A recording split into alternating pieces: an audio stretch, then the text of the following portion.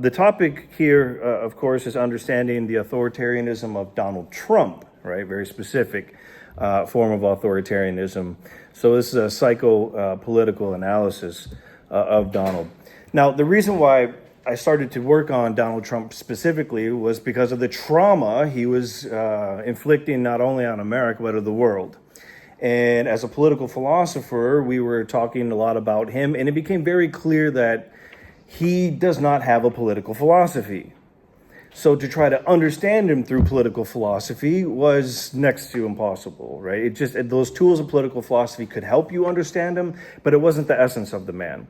And so what we have to do is we have to figure out what kind of tools do we have? What kind of apparatus do we have to understand this person so we know precisely what he's going to do?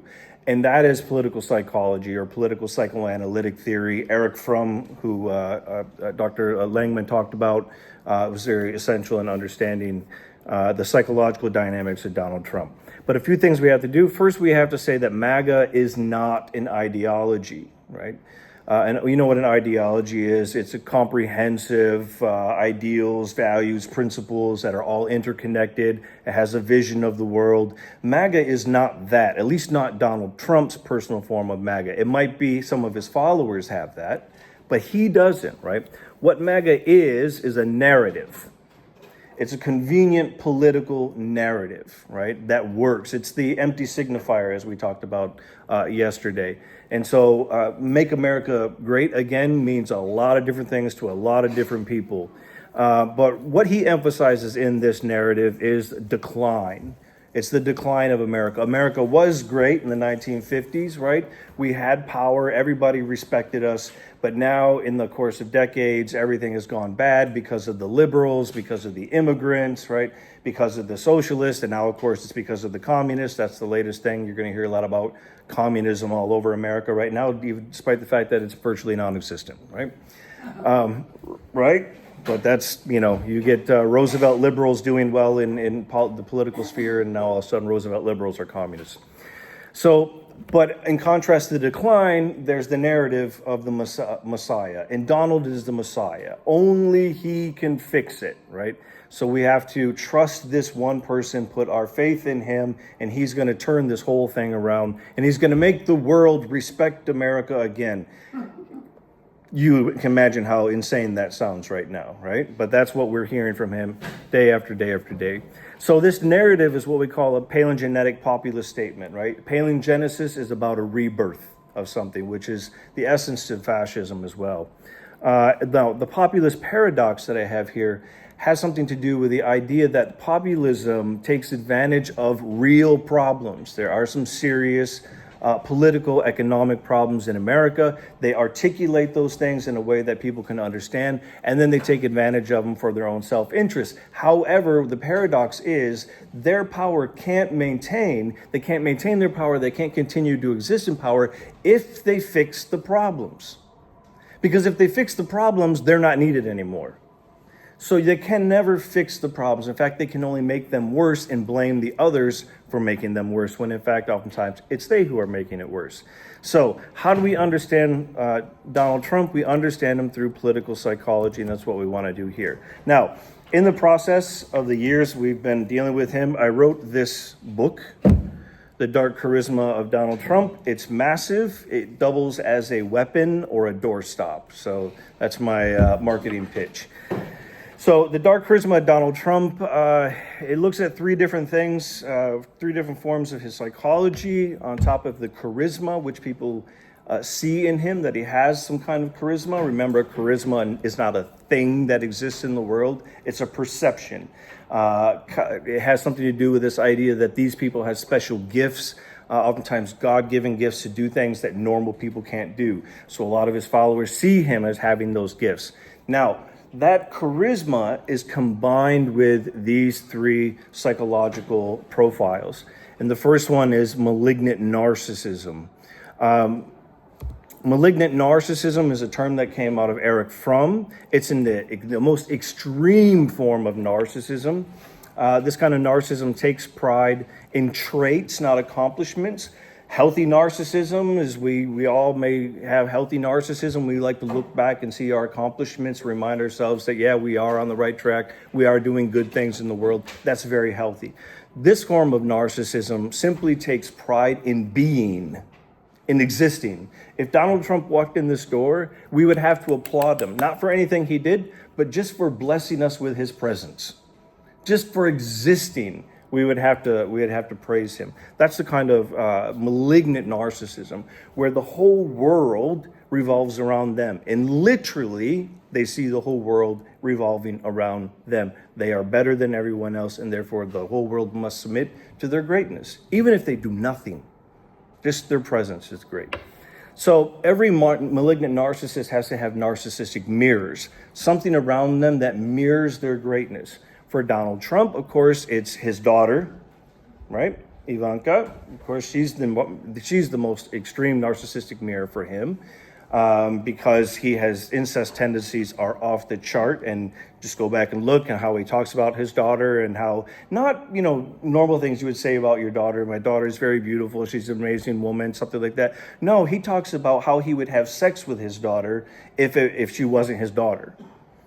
Now, for a narcissist, the daughter is the extreme mirror. It's them outside of themselves, right? In the object outside of themselves. They recognize themselves in the daughter, in this case of Donald Trump, and therefore there's that sexual attraction to the daughter, right? That's a narcissistic mirror.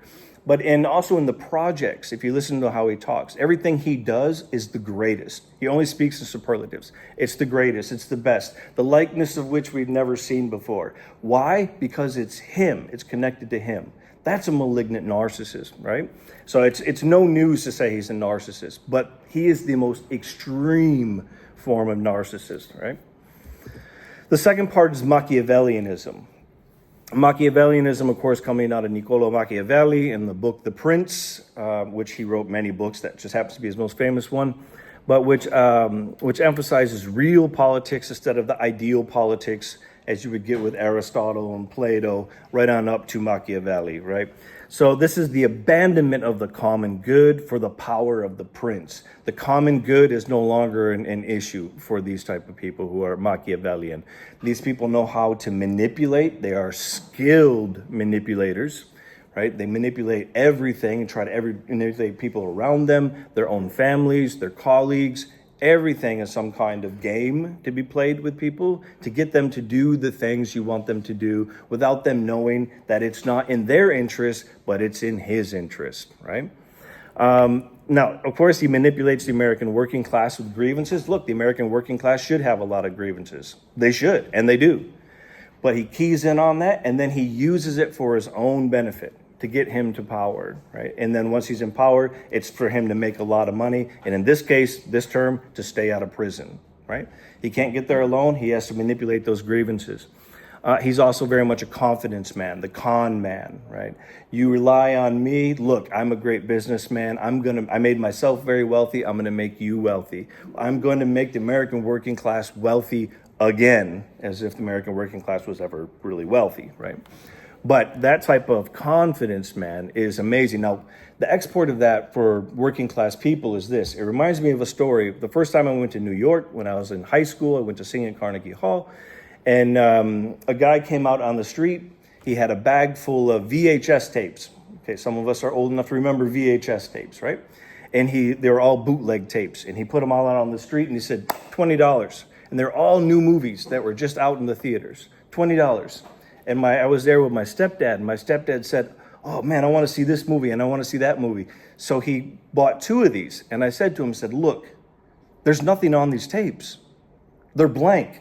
No, they're good. But guaranteed. We get home back to Michigan. He puts them in the VCR, pushes play. What's on the tape? Nothing, right? Now you have the con man, and then you have someone who realized they were conned, and then they go against the con man.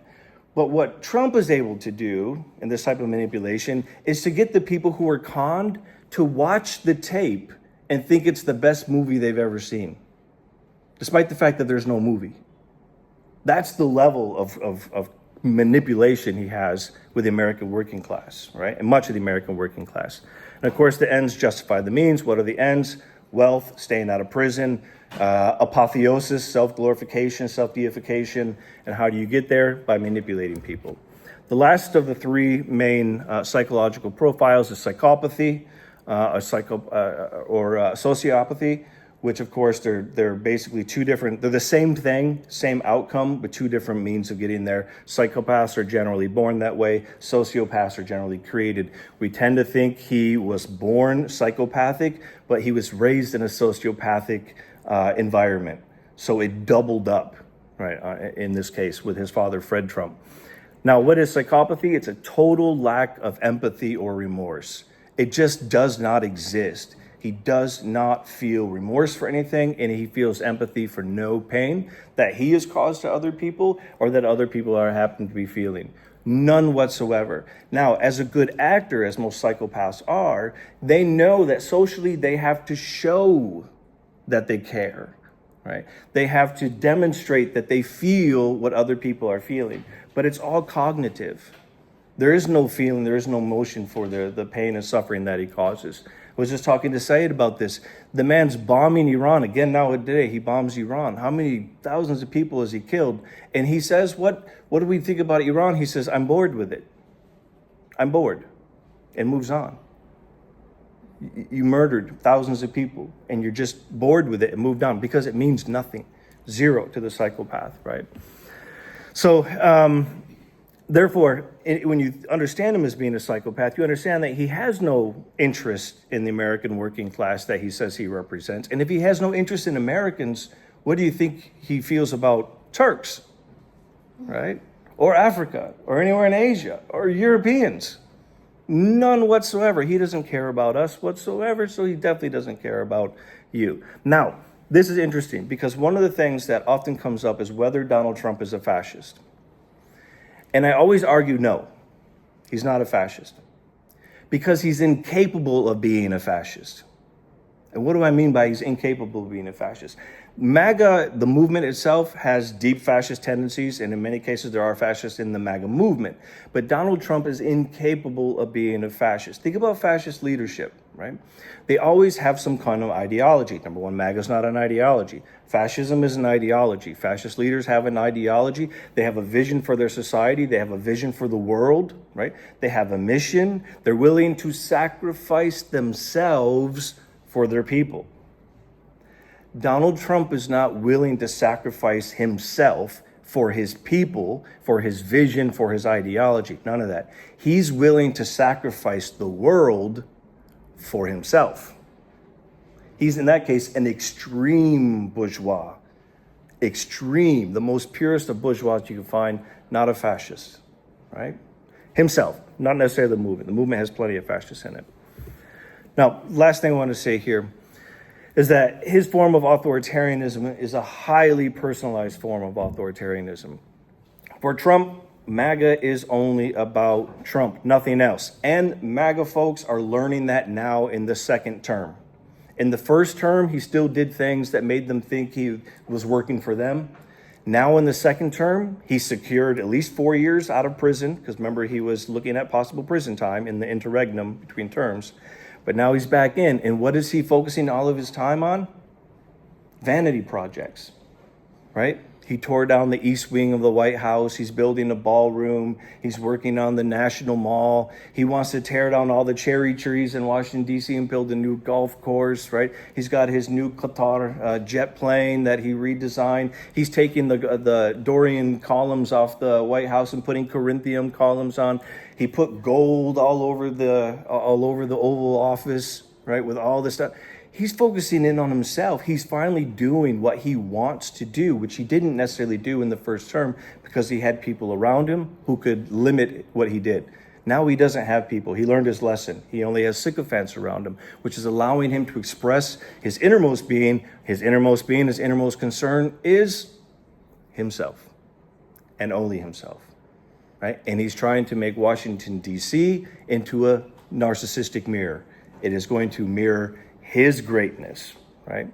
So as I said here, the second time, or the first time he ran for president was a marketing ploy. It was supposed to help his businesses out and make him the most famous person in the world, as he said. But he unfortunately got elected. His wife was pissed that he got elected. Are you aware of that? She did not want him to be the president, Melania, but she was mad. She even refused to move to the White House for like 6 months, right? But he got elected. Second time when he got elected was to stay out of jail. Monetization, we just had a release that he made $2.2 billion since he's been back as president. 2.2. It is illegal for presidents to make money outside of their salary while they're president. 2.2 billion is how much he's made by generally people giving him meme coin through his businesses, right? And then, of course, the third is the deification via presidential legacy. He will go down in history as one of the greatest presidents in American history because he is going to force us to believe that. He's going to leave behind the legacy of that. Not because we're going to think of him that way, but because he's going to make it that way, right? Unbelievable. The future, of course, January 6, 2021, we saw what happened. Mark my word, right now, he is not going to leave. After his 4 years, he is not going to leave. He is going to try to do anything and everything he possibly can to stay in office. I said that the first time around. People didn't believe me, and then he tried to have a coup. He tried to overthrow the U.S. government so he could stay in power. Guarantee you, second time around, he's going to do the same thing, but it's going to be even worse than having this riot in the White House. So now, it would end democracy to stay in power? Yes, but that's his last refuge from prosecution. And he's more than willing to end the American Republic, end American democracy, so that he stays out of prison if he survives the second term. All right? All right, thank you.